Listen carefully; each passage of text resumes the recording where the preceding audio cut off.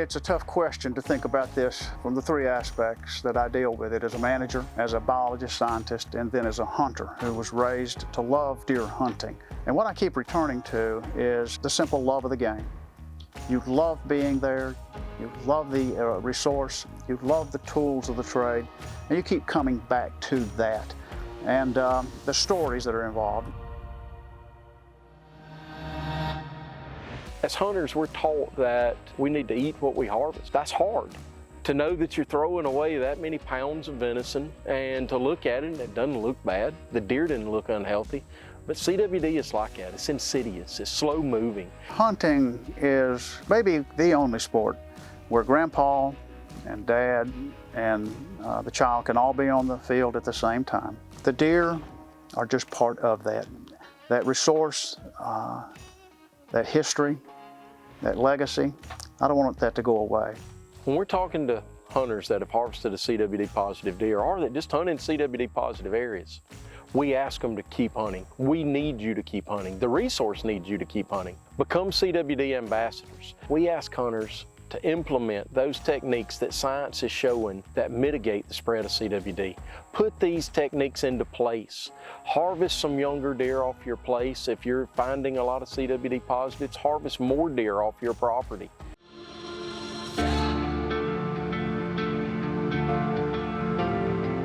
If you don't have CWD, you don't want CWD. Do everything you can to try to keep it out. Follow regulations. Test for CWD, even if it hasn't been found in your area, because the key to managing this disease is finding it early. It's very akin to a cancer diagnosis. You want to find it early because you have a much better realm of treatment options when you find it early. The question is, should you test? Even in a state that doesn't have it yet, yes. I think that a state that does not have it yet should have in place a testing regime so that they can find it as soon as they can. Once the spark ignites locally and it's found, it's very difficult to snuff out, but you can perhaps slow it down. It's not only important for the local experience, but it's also important to give our science a chance to catch up so that eventually perhaps we can get a handle on what we can do with this thing to manage it better.